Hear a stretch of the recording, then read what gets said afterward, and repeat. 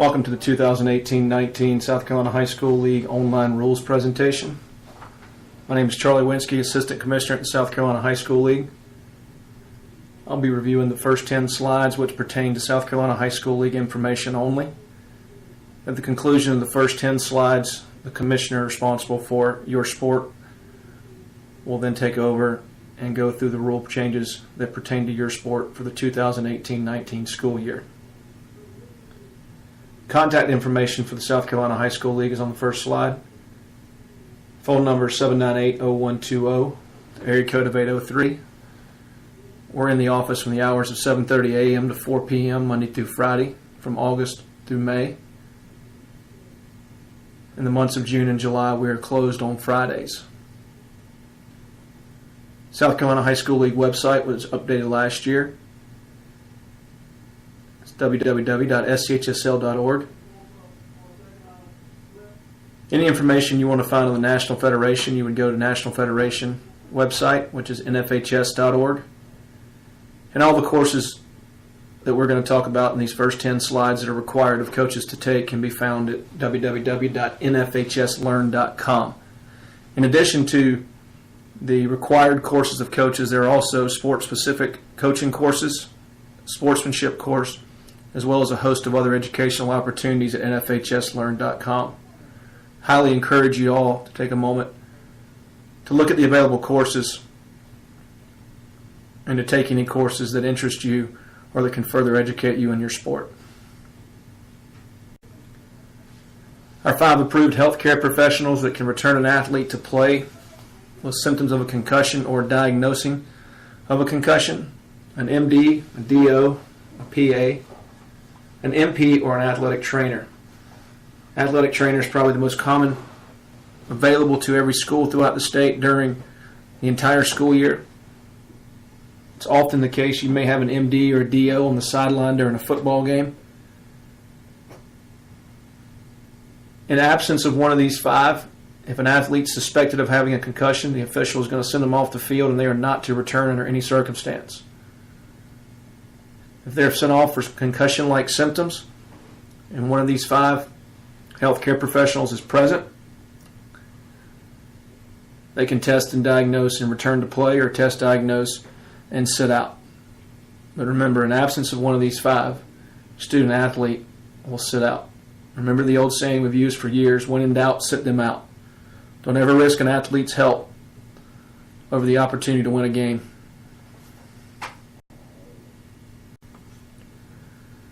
Coaching requirements. South Carolina High School League requires all coaches at all levels to take the following 3 courses: concussion course, heat acclimatization course, and the sudden cardiac arrest course. These 3 courses are not new. They've been required for the last 2 years. The concussion course has been in place for a number of years now. If you've been coaching for a while, you understand that occasionally these courses get updated. The concussion course has been updated for this year with some new information added to it, so it should have a little different feel when you watch it this year in some areas. When you get done with these courses, print out your certificate, give them to your athletic director or principal to keep on file so that you have proof you've taken these courses. Reminder, that's for all coaches at all levels. If they're a volunteer coach, required to take them. If they're there 1 day a week, required to take them. Full-time paid, required to take it. Middle school only, required to take these. All coaches must take these 1 time each year. These should be done prior to the first day of practice. In addition to the 3 required courses this year, all coaches are now required to be certified in CPR and AED certification. If you remember last year, all head coaches were required to be CPR and AED certified. This year, all coaches at all levels. Again, that includes volunteers, those that are there 1 day, those that are there just for games. Middle school coaches, sub-varsity coaches are required to be CPR certified, in addition to the required online courses you must view. Coaches, this is nothing new. Athletic directors have known about this since last year. We we made it known that the head coaches were required last year, but moving forward, all coaches would be required. So this is nothing new. If you have any questions on CPR AD certifications, speak to your athletic director. If you're a non-district employee and you're a head coach, reminder that you must take the Fundamentals of Coaching course in addition to all the requirements we've gone over already. Fundamentals of Coaching course can be found at nfhslearn.com. Make sure you select Fundamentals of Coaching and select South Carolina so that you don't take a Fundamentals of Coaching course for another state. Again, when you complete that course, print your certificate out, give it to your athletic director or principal to keep on file. Okay, some general reminders for all head coaches. Beginning the 2018-19 school year, a wet bulb globe thermometer must be used throughout the year. This instrument will help determine safe conditions in times of high heat and humidity. Again, this is required. For those of you that coach an indoor sport or at different times outside of the fall, please understand this is not isolated to just a football practice or a cross-country practice or an outdoor practice in the fall. High heat and humidity could be present inside of a gymnasium with no air conditioner. It could also show itself through the winter months or through the spring, given the extreme changes in temperature that we have in our state. If you have an athletic trainer, please take a moment before your season starts to become familiar with what a wet bulb globe reading is and the options that you have when it's determined that conditions are not safe to practice full out. If you have any questions, please visit our website. On our website, you'll be able to find the wet bulb globe guidelines in the event that your reading requires you to modify your practice in some way. Again, this is a safety issue that's put in place this year in an effort to reduce the opportunity for heat stroke and heat exhaustion. Don't jeopardize an athlete's health under any circumstances. Again, for 2018-19, Rawlings balls must be used in the postseason. The only exception for this are in sports of football, lacrosse, golf, and tennis. If your sport requires the use of Rawlings balls, please plan accordingly and have balls readily available in the event you host a home playoff game. The balls should be used throughout the contest. You're responsible for making sure that you have quality balls to start the contest with. This is nothing new. We've been doing this for the last couple years. Reminder, Rawlings balls must be used in the postseason. Communicate with your opponents your start times, your play dates, and your locations. Often, many coaches make schedules 6 to 8 months in advance. Sometimes there's coaching changes at schools. Often people make changes inadvertently in their schedule without notifying everyone. So prior to your season starting, please take a moment, communicate with all of your opponents, head coaches, and athletic directors to verify that you have the correct play date, start time, and location. A number of issues throughout our league in the last few years where schools have shown up at different locations to play each other, where simple communication prior to could have avoided any conflicts the day of. So take a few minutes, communicate, and get it all squared away. Coaches, don't rely on other coaches, your peers, coaches other schools, coaches in your region to answer questions about the league. If you have a question about the league as it pertains to the rules and regulations, the bylaws, or the Constitution, or the brackets, ask your AD or principal first. If he or she does not know the answer to your question, have them call us. Remember, the only interpretation that's the official interpretation comes from our league. We've had a ton of changes to our bylaws and regulations in the last few years. Many times coaches who've been coaching for a number of years don't recognize all the changes that have been made and may lead you down a wrong path inadvertently. All coaches are responsible for knowing what is in the South Carolina High School League handbook, make sure that if you don't know the answer to a question, you ask your AD or principal first. If they can't answer the question, have them call us. And remember, all official interpretations come out of our office. Continue with general reminders. Make sure your officials have clean, secure dressing facilities, optimal space to move around. The biggest thing is that they're clean and they're able to be secured during the contest. And if you have a contest, please make sure that you have some sort of security opportunity for the officials to get escorted back to their vehicles or out of the stadium or facility. That security could be an athletic administrator or an administrator at your school or your game manager in the event you don't have uniform security available. But you need someone to be able to help escort those officials to a secure location and then to their vehicles when the contest is over. This day and age where parents and fans are increasingly becoming vocal about their displeasure for officiating, we don't need any situations where officials are being bombarded post-contest because security was not offered. Social media. Remember, negative comments about officials, other schools, other fan bases, or the South Carolina High School League will not be tolerated on social media. If you have a school account, whether it's ran by a student or ran by a parent or ran by a school employee, that makes these negative comments, and you will be responsible for those comments as a school. Coaches and athletes who have their own personal accounts, any negative comments about officials or other schools or other fan bases could subject you to a fine and or other punishments accordingly from the rules and regulations. Remember, keep social media clean and keep it positive. Living Clean Weeks. Our Living Clean Weeks initiative we started 3 years ago. This will be the third year of this initiative.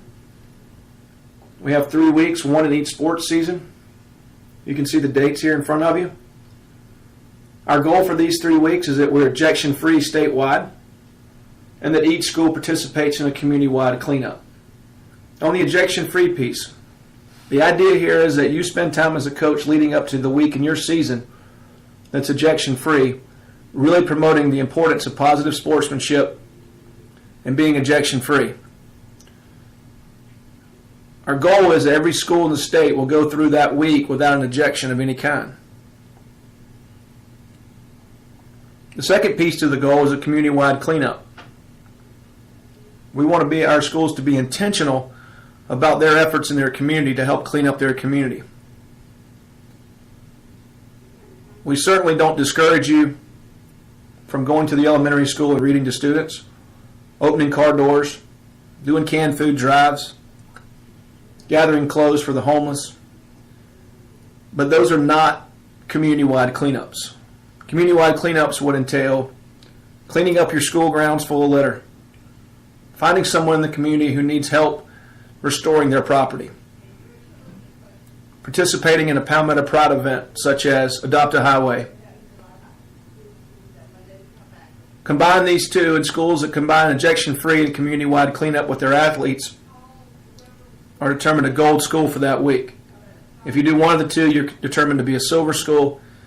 And if you have an ejection and don't do any community-wide cleanup, you get no recognition for that week. Our goal is to have all member schools listed each week.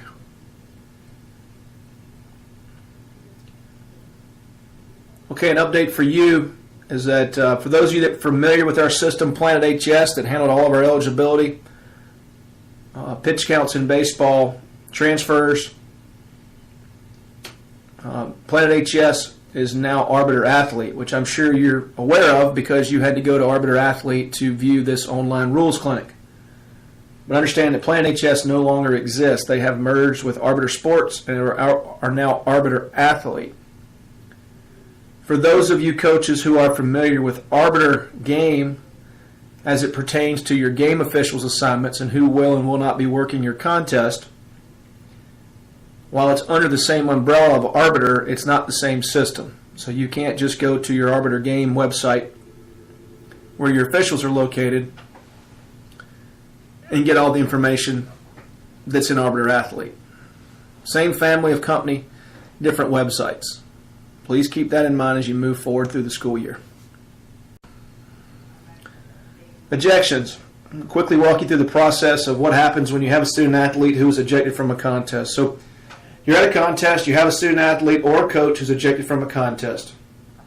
Game's over, match is over. First thing you really need to do as a head coach is you need to notify either your principal or your athletic director that someone was ejected from your team. High probability is that they're going to get a phone call or an email from us immediately the next morning making them aware they had an ejection in the contest before. I can tell you, as the person that deals with ejections every day in our office, 40% of the time ADs and coaches are not aware. Do yourself, do your schools favors by making your AD and or principal aware that you had an ejection during the contest as soon as your contest is over or first thing the next morning. Schools are required to submit the form for an ejection by noon the following day. In absence of you submitting a form, we don't have anything to go by from the school side. Too often than not, schools will call and say, we were waiting to see what the official said to turn our report in. That's not how this works. We need to know your side of it and the official side so that we can best come to a decision. We don't need to know your story after you've read the official story. If you know your student athlete was guilty of an ejectionable offense, just say, I know they were guilty. They deserve to be ejected. It's not going to cause more punishment than they already were going to get in the first place. It just makes the whole process a little bit easier on our end. When you write your reports, make sure you report facts, not opinions.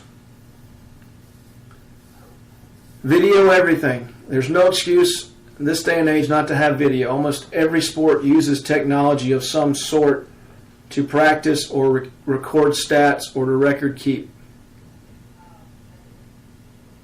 It takes little to no effort to set up a video camera and record a wide angle of the entire field or court during a contest. Instruct your videographers. Don't turn the camera off. Keep it running. Football coaches.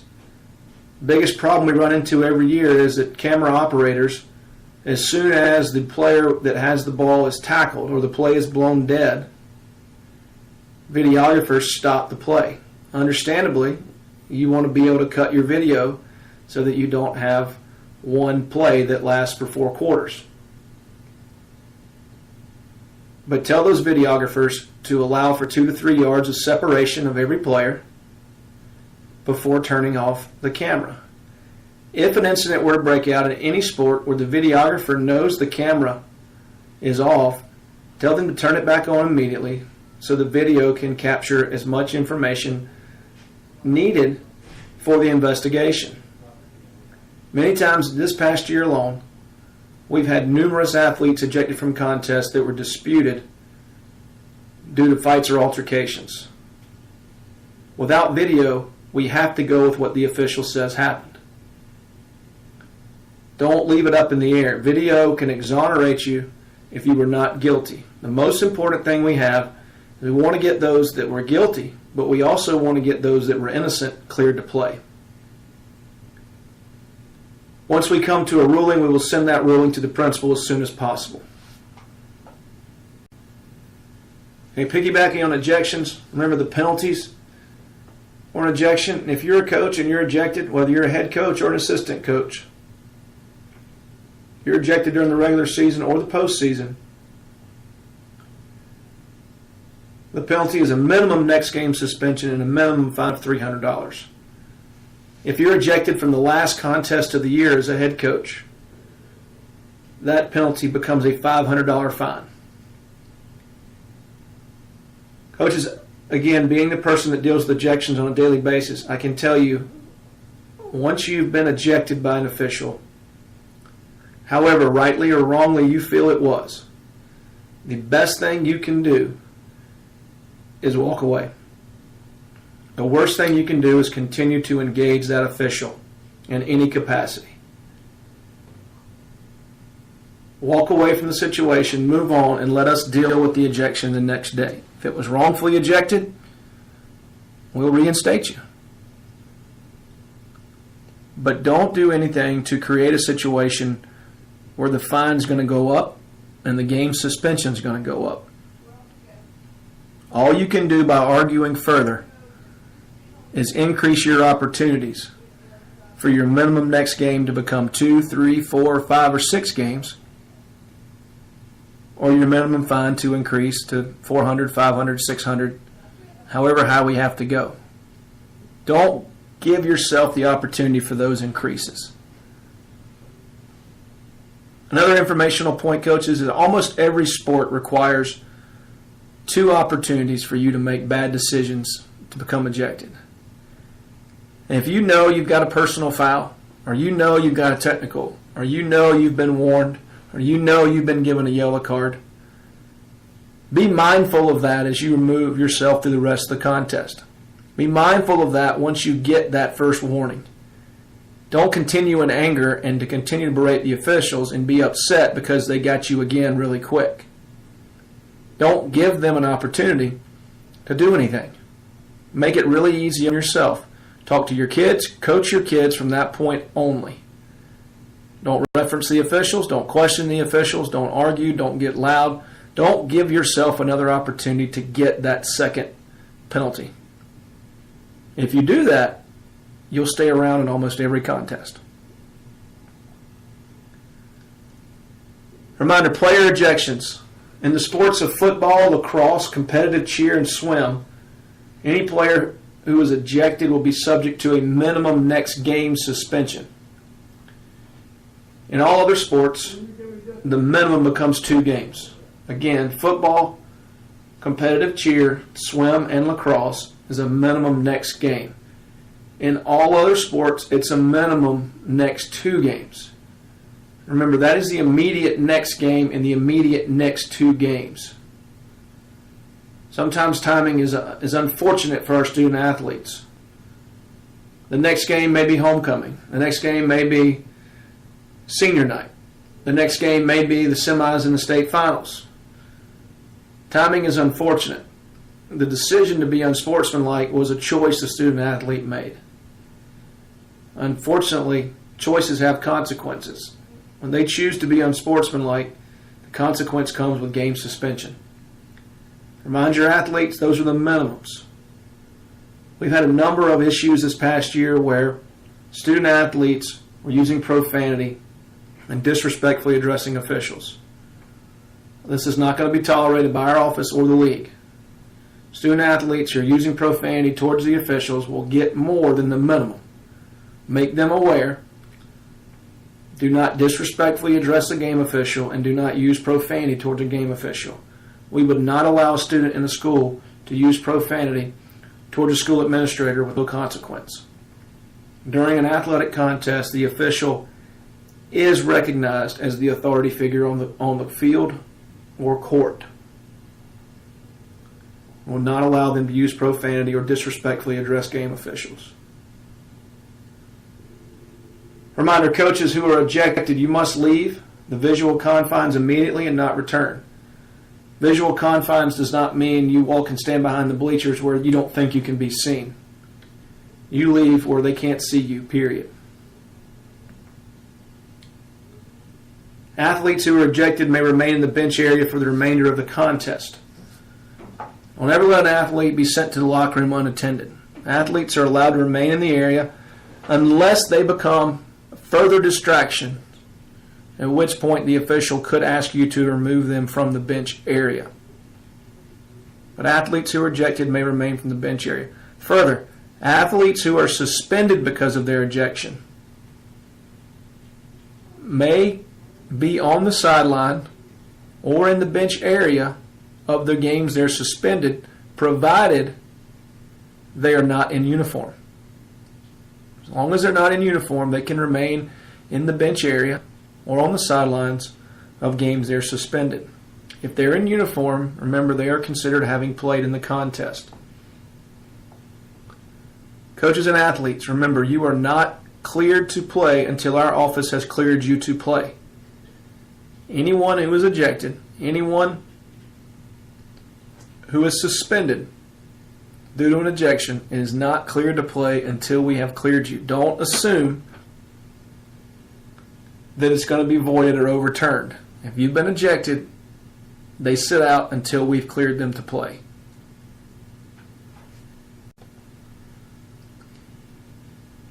Okay, beginning this year, the open-close season schedule as you've known it for the past 4 or 5 years no longer exists.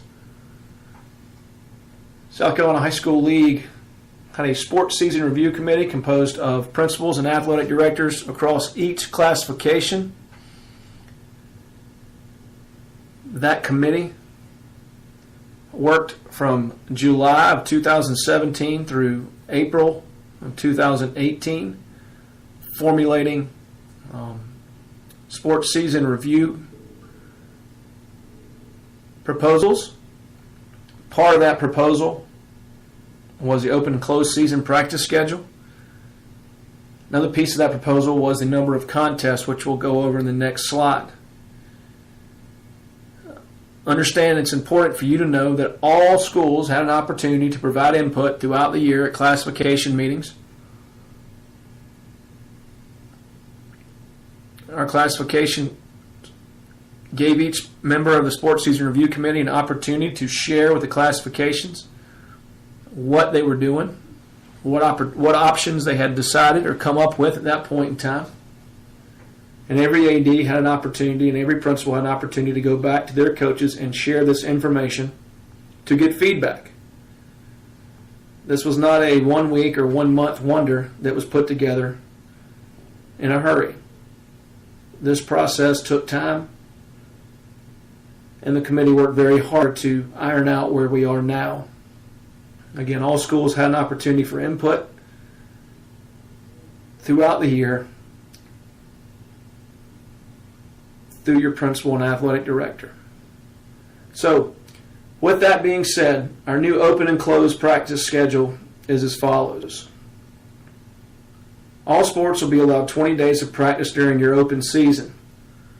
Football and lacrosse will be given 10 days in pads. So if you're in the sport of football or lacrosse, 10 of your 20 days may be in pads. All other sports, you have 20 days of practice during your open period to use as you see fit.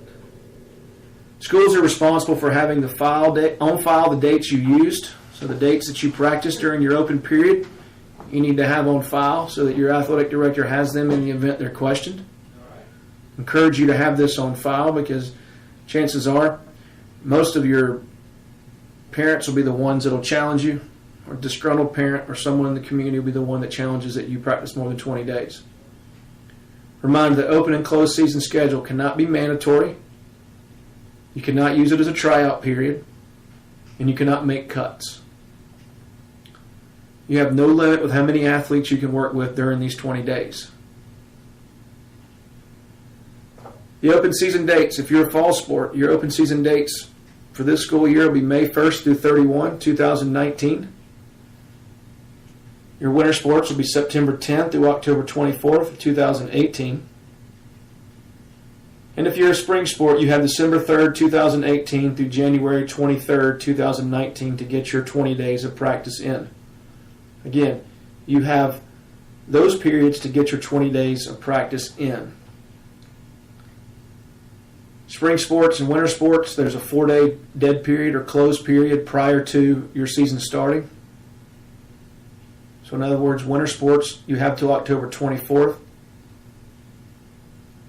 which I believe is a Wednesday, and then that Thursday through Sunday will be closed again until you open up official team practice on Monday. Spring sports will be the same. January 23rd should be a Wednesday, and then you have Thursday through Sunday, which is closed prior to your season opening on Monday. Fall, obviously, you have May 1 through 31, which then rolls right into June 1 through your closed period 4-day prior, which is the South Carolina Athletic Coaches Association Clinic in late July. So your fall sports, you have May 1 through 31 and then roll right into your summer practice months.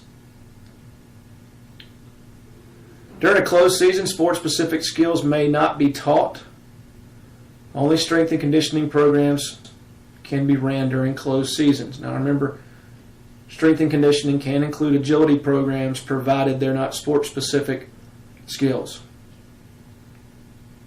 The change to the open and closed season practice schedule will have no impact as it pertains to the 75% rule for outside teams. So there's no change in your ability to run an outside team provided you follow the 75% rule. I'm getting a lot of calls on that from coaches in the first few months of this coming out. No change to the 75% rule as it pertains to outside teams with this closed and open season schedule. And new for this year's number of contests. You see here in front of you the sports of basketball, baseball, softball, soccer, tennis, and lacrosse. In the past, these sports were offered a number of regular season games plus a number of tournaments. We're no longer getting into how many tournaments you can or can't play. We're just limiting your number of games. You can play any combination of games through tournaments or regular season to reach your max. I'm a basketball coach and I want to schedule 4 tournaments that have 4 games each and play 10 regular season games. That would be 16 tournament games and 10 regular season games to reach my 26. That's fine. If I wanted to play 26 regular season games and no tournaments, that's fine. If I want to play in one 4-game tournament and 22 regular season games, that's fine. The key is that every time you play now, whether it's in a tournament or a regular season game, you count that as one contest. And remember that any contest you play in the preseason must be in a tournament. And that contest counts towards your total number of contests. So if you play in a preseason tournament for 4 games in that tournament, then you would subtract those 4 games from your total number. That would leave you with 22 games to play during the regular season. You cannot play a regular season game or a single game prior to the official start date of your regular season. Any games played prior to that official start date must be played through a preseason tournament. And remember, those games count towards your total number of contests. An athlete is limited to the same number of games as the team. So there's no combination that an athlete can exceed playing the max number a varsity team can play. Example, a 9th grader who plays softball would have 24 games. They could play at JV and then come up and play 2 games at the varsity level.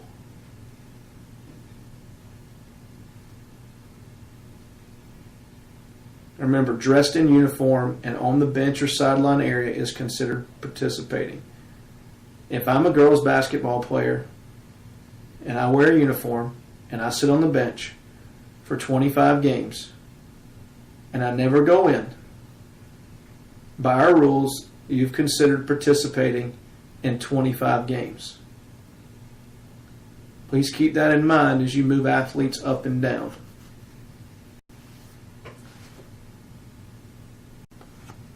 Brackets.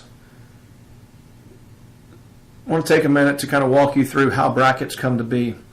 Every year we get calls from coaches wanting to know the how or the why the brackets are the way they are, who set these brackets. Sometimes there's a misbelief that we set them in our office, so we'll take a minute to walk you through how brackets get to be brackets. First of all, by rule, brackets for the state championships are to be set by the commissioner. However, our commissioner currently allows each classification to structure and organize their brackets as it pertains to that classification. In other words, 5A gets to determine how many qualifiers from each region, what those region matchups in the playoffs will look like, and who will be designated the home team throughout the playoffs to the semifinals. Each classification has the same opportunity to do that. So 1A through 5A has the opportunity to determine who qualifies, what those matchups will be in the playoffs, and then who the designated home team will be. Understand those brackets are set for a 2-year period. They're set based on realignment. So those brackets are set in for 2 years. Brackets from this year should be different from the brackets that we see next year. The only thing that our office sets are the dates.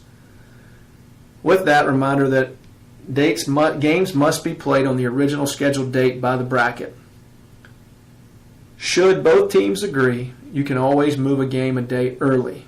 You can never move a game back for any reason unless it's a weather-related reason that causes us not to be able to play the game due to weather. Games must be played on the original scheduled date unless both schools agree to move it up a day. You can never move it back a day for any reason unless weather dictates you cannot play it on the original scheduled date. Okay, so once the bracket committee for each classification put together proposals, each principal and athletic director had an opportunity at the principals and ADs conference in March, and in some cases, in some classes, additional opportunities through email to have input into the brackets that will be used for the 18 to 2020 school years. Reminder, we're starting a new realignment period this fall, so you may have similar matchups in your brackets that you experienced this past year. An example of that. Team A went to Team B in the semifinal round during the 2017-18 school year. In the 2018-19 school year, Team A may go back to Team B in the semifinal round again. The reason for that is we're in a new realignment period. Names and faces in regions have changed. Region numbers have changed. Some schools have gone from the upper to the lower. Your classification is not the same classification that it was a year ago. Therefore, your brackets could dictate repeat matchups in the same rounds based on the fact that schools have changed. You could have gone from Region 3 to Region 4 and now end up playing the same team who's in 1, whereas you played them in 3 last year, but now you're in 4. You can understand why you could have similar matchups. But the brackets for this year are totally new and are set by each classification. If you have any questions on your brackets, talk to your athletic director, and they can direct those questions to the president of your classification. This concludes the first 10 slides that pertains to the South Carolina High School League information. I appreciate the opportunity to present this to you. This time I'm going to turn it over to the commissioner responsible for your sport. I wish you all the best of luck during your season. And if you ever have any questions, feel free to contact our office. Hello, this is Nessie Harris, and I would like to welcome you to the 2018-2019 Online Girls Lacrosse Rules Changes. On this slide, you will find also all of my contact information. Please use my office number between the hours of 7:30 a.m. to 4 o'clock p.m.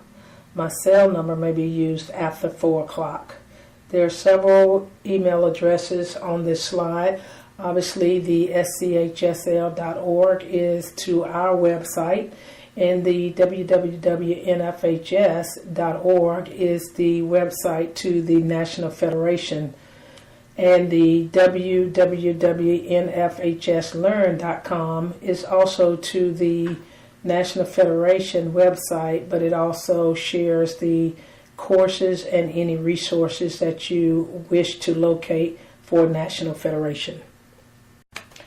This year, the Sports Review Committee, which consists of athletics directors, principals, and a liaison from the South Carolina High School League office, have revised the open season, closed season practice schedule. And as you can see, presently, lacrosse is in the open season until January the 23rd. During this time, you are able to have 20 days of practice. Nothing is mandatory. There are no scrimmages nor competition, and there are no tryouts. As of January 24th through the 27th, you will be in a closed season, and that means that there cannot be any practice. Definitely no skill training, but you can continue with conditioning and strength training. There can be an outside team if you have one, which you would have to comply with the 75% rule. And basically what that means, if a coach from your school, including a volunteer coach, is associated with an outside team, then for the girls, you can't have more than 9 girls from your team on that outside team. You can use schools' facilities and or equipment with the coach on that outside team. Your first day of practice will be January the 28th. Your first scrimmage will be February the 4th. And your first preseason contest date will be February the 8th. There will be more information that I'll share with you on the next slide concerning that. As of February the 18th, you will have your first contest, or could have your first contest. And on April the 11th will be your last day for regular season, and that does include your sub-varsity.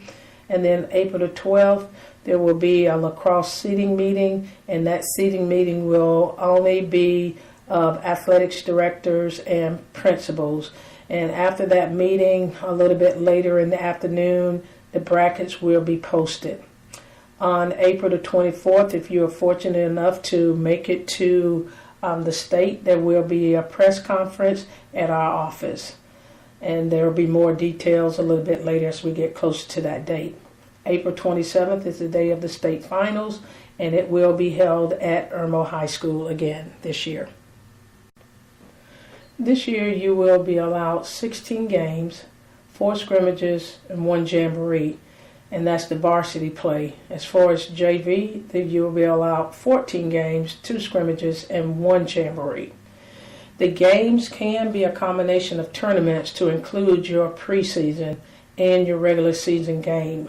And one thing that you need to understand is that with your tournaments, as it says, you're combining your regular seasons as well. So since there are a total of 16 games, if you have a tournament and you in that tournament you are allowed 3 games, then those 3 games will count towards your 16 games.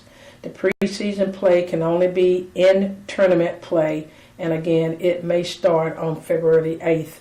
If you have any questions concerning what I just shared, please give me a call at the office if it is before 4 o'clock. The girls' rules changes can be seen on the Lacrosse website, which is uslacrosse.org/rules/girls-rules. It actually can be seen on YouTube as well if for some reason you can't pull it up by way of video from the US Lacrosse website. This is an excellent video for you because it's being explained by the professionals at the US Lacrosse. I think there are 2 ladies that are actual officials, and this is actually a webinar, so that at the end of that video there are questions that were sent in, and so some questions are being asked. But again, it's an excellent video that breaks down the rule changes this year. And as I said at the end, probably the last 4 to 5 minutes, there are questions that are being presented and some clarification on some of the rules. And I would highly recommend that you watch this through its entirety. This year there are 3 points of emphasis being presented, and one of them is the obstruction of free space to goal, the opportunity to shoot. And I've explained things on this particular slide, so I will not read it for you. You are able to read it and get a little bit more clarity towards that particular rule. This point of emphasis involves the rough and dangerous play. And again, I am not going to read it, but there's a very good explanation here on this particular slide. The last point of emphasis is the empty stick check, which is an intentional versus incidental contact. and there's a great explanation written on this particular slide as well. After you have viewed the video, this will conclude the Online's 2019 Girls Rules changes. I hope that the video has been very helpful. If you have any questions, please don't hesitate to give me a call. I would like to wish you and your team the very best this year, and just go out there and have fun. Thank you.